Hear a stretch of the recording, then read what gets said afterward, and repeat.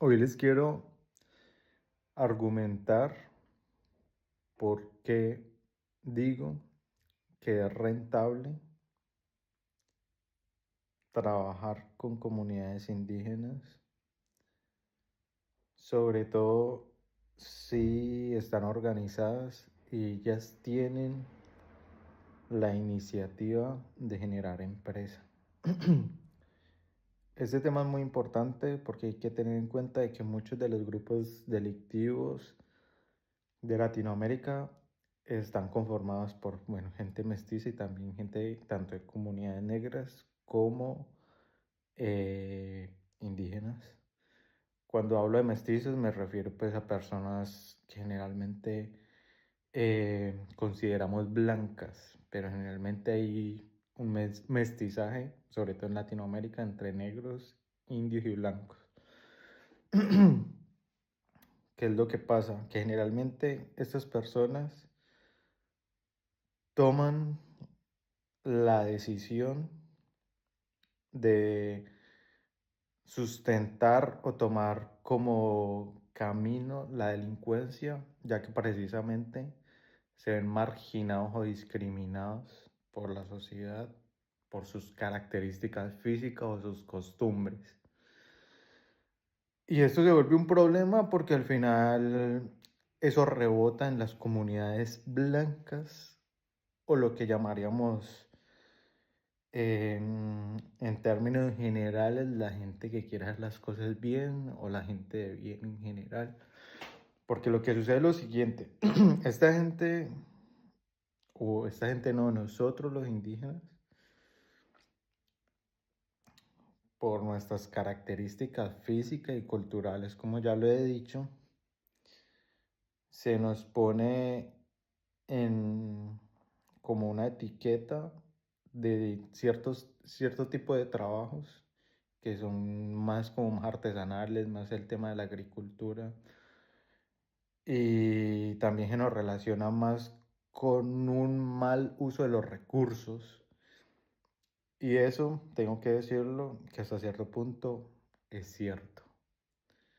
Porque generalmente la gente que se considera caucásica, los blancos de ojos azules, vienen de territorios donde escasean los recursos, por lo tanto su naturaleza es ahorrar, es conservar, es cuidar más los recursos. Eso es lo que yo he podido analizar, por lo que he podido ver, por decir, aquí en Europa y todo el tema al conocer el tema de las estaciones climáticas y los territorios, el frío, todo eso. Eso es lo que yo puedo deducir, que relacionamos este tipo de personas debido al buen uso de los recursos. Que la gente dirá, no, es que son mezquinos o que son codiciosos. Claro, es que esa es una forma en la que ellos se protegen a sí mismos. Así como el que, así como una persona que consume mucho azúcar, su cuerpo, su mente le está diciendo que tiene que almacenar mucha energía. Por decir, cuando tienen ansiedad, mucha gente que tiene ansiedad usa el azúcar como un medio de escape porque el cerebro le está diciendo, uff, usted se va a afrontar a una dificultad gigantesca. Entonces tiene que tener unas reservas energéticas gigantes porque psicológica y físicamente usted va a tener que hacer mucho esfuerzo. Eso es lo que usted le está diciendo a la ansiedad. Por eso tanta gente consume azúcar o licor. Eso es lo que sucede con la adicción en general. Bueno, entonces seguimos con el tema pues de los indígenas específicamente. Entonces se les ponen este tipo de etiquetas y muchos de ellos, o por lo menos con los que yo he podido trabajar, que están organizados y todo el tema, están en la transición de pasar de la selva a integrarse pues al mundo occidental. Entonces si les dificultamos ese proceso, lo que pasa es que lo que va a pasar es que ellos van a tomar, obviamente, hacia la delincuencia. Y ellos, al tener menos recursos, al verse más limitados a futuro, tienen menos que perder que alguien, digámoslo, blanco, mejor visto socialmente.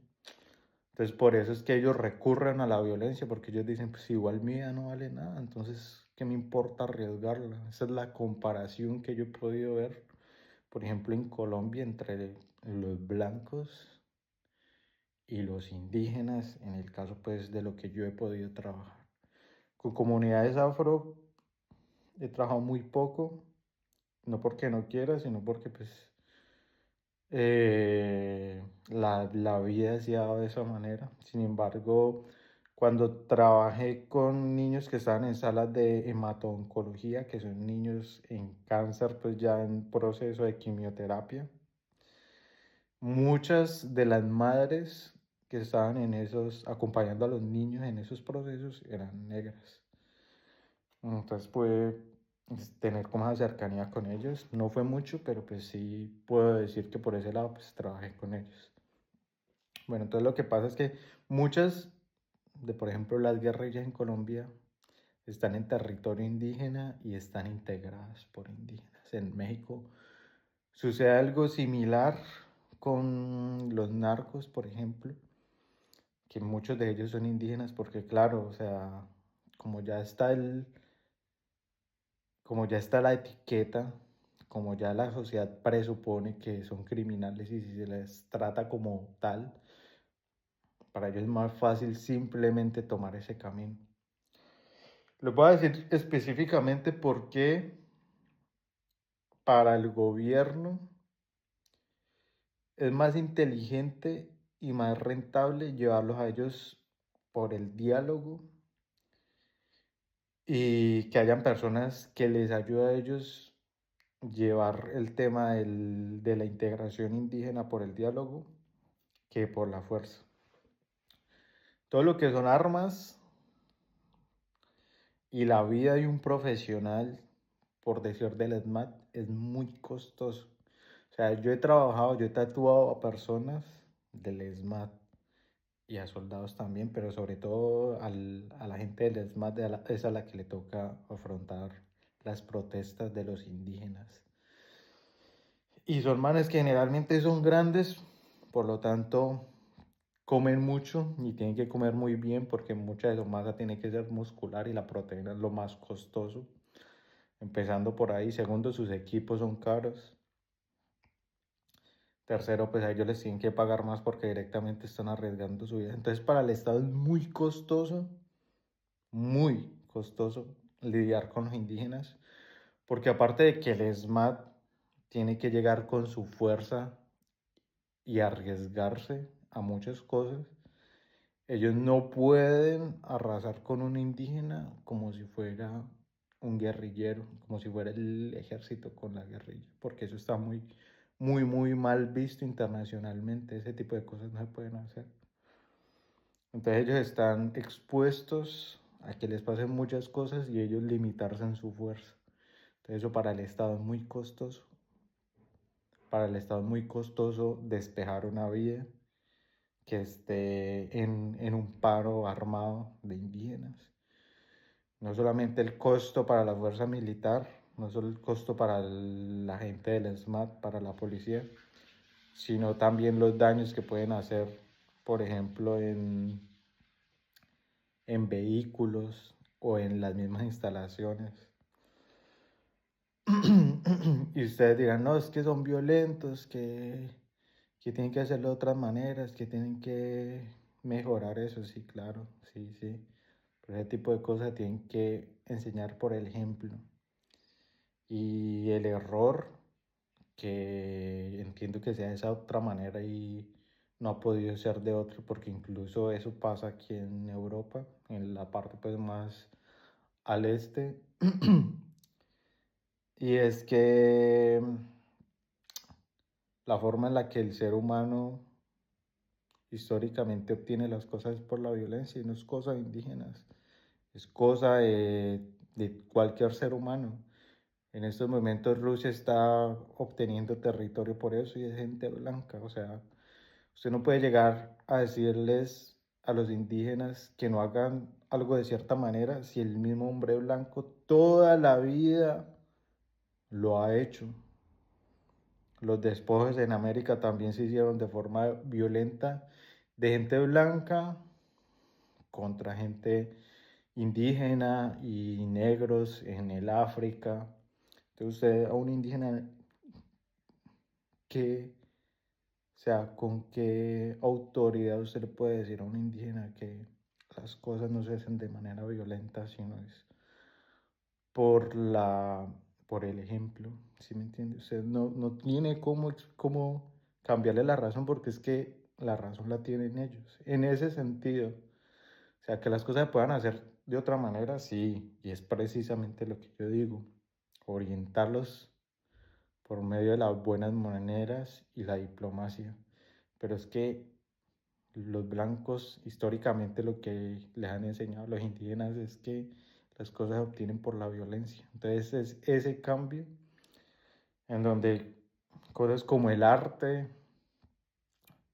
pueden crear un camino del hombre indígena violento que no tiene nada que perder en un encuentro así frente a frente, de pasarlos de ellos de esa mentalidad a crear proyectos que les tome en cuenta, porque incluso si usted como indígena o como mestizo tiene la capacidad de crear proyectos y cosas así, aún así eso no es garantía de que alguien en el Estado lo apoye. Entonces no solamente es enseñarles a presentar proyectos, sino a crear una relación fuerte con el Estado, que el Estado desee trabajar con ellos y apoyarles en sus proyectos. Entonces, por eso es tan rentable, porque el dinero que el Estado no va a gastar en fuerza pública, para ellos es más inteligente que lo gasten, que lo inviertan en alguien que pueda hacer ese camino, que pueda ser ese mediador, que les va a ahorrar muchos dolores de cabeza al Estado, que puede generar un verdadero progreso pues, para un país como lo es Colombia, pues que es un país del que yo puedo hablar porque es en el que yo he vivido y he recorrido. Cosas diferentes pasan en El Salvador, donde los indígenas tienen una cultura pues diferente, donde se les dejó tomar muchísimo poder y es muy difícil sacarles a ellos de la mente el hecho de que esa es la forma de tener las cosas, de tener lo que ellos desean, de ser importantes.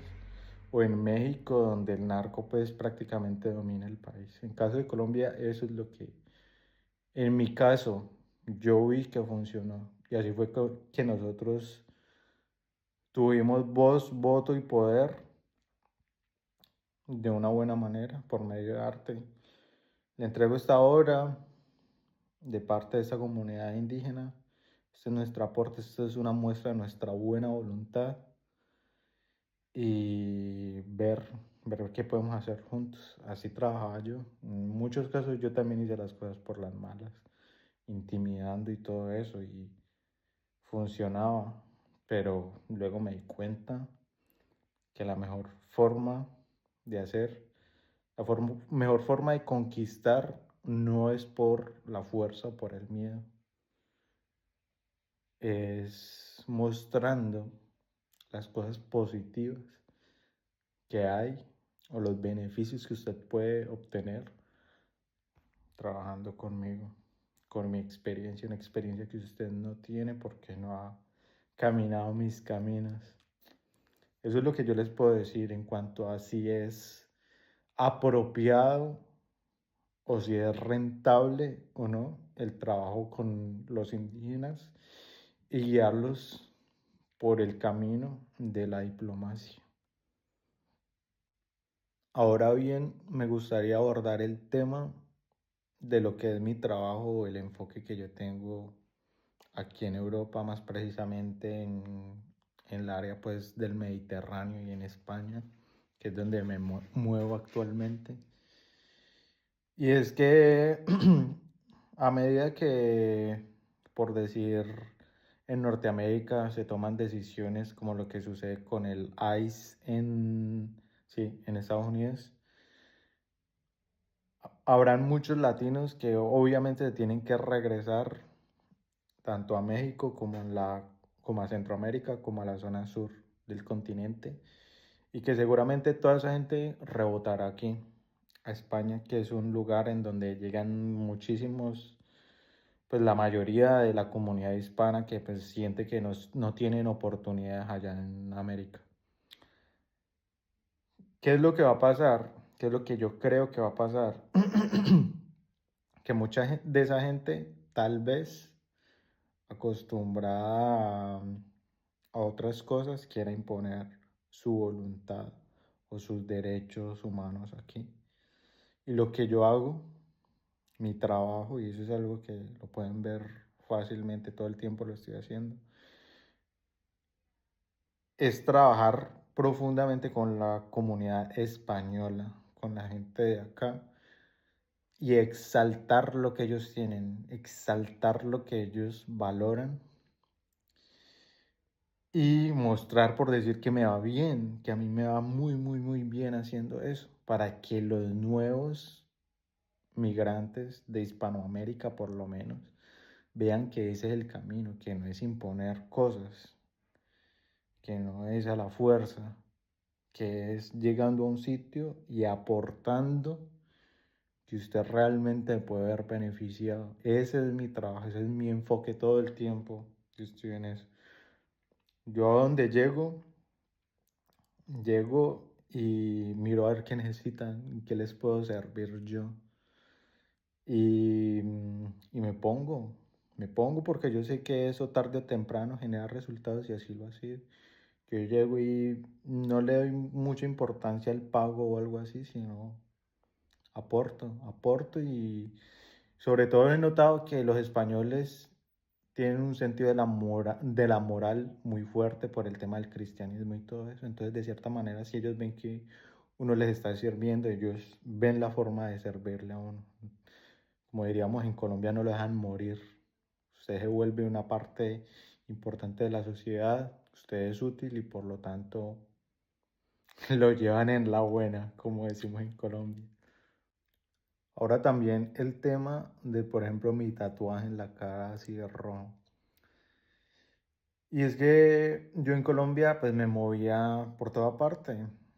Entonces también iba a sitios pues complicados, por decir sí lo o también me iba mucho por la montaña. Entonces lo que yo quería generar en el extraño era esa sensación de, parce, este man está loquísimo. O sea, mejor no me meto con él porque está re loco, si tatuó esa cara con eso. O sea, ese man no se la piensa pasar las cosas. Porque yo entraba en entornos solo, ¿sí me entienden? En algunos casos solo, por decir en Siloé, no, porque pues yo ya tenía amigos y todo ese tema. Pero entraba, yo llegaba solo a muchos sitios en las montañas y todo eso, incluso territorio que limitaba con zonas pues rojas de guerrillas y todo ese tema. Y yo quería que se la pensaran dos veces antes de hablarme o meterse conmigo.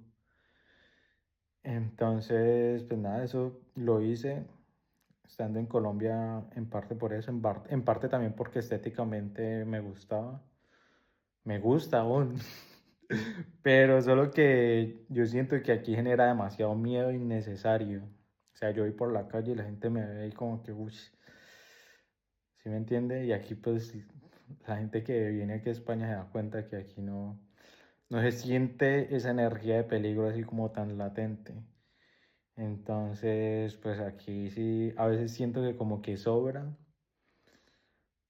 pero también siento que en el momento en el que yo haga algo, bueno, que yo ya he logrado aquí cosas mediáticamente importantes, pero en el momento en el que yo haga algo así, pues muy, muy grande y tenga un golpe así mediático a escala mundial, que mucha gente que tiene facciones así indígenas, incluso negros que se sientan marginados de alguna manera, puedan decir como que pues este man tiene más cara de loco que yo y aún así se puede integrar a la sociedad. Entonces, básicamente ese es el motivo del tatuaje en la cara. Y aunque siento que a veces hace mucho ruido en la calle, como que la gente se intimida o se impresiona mucho, igual me gusta tenerlo.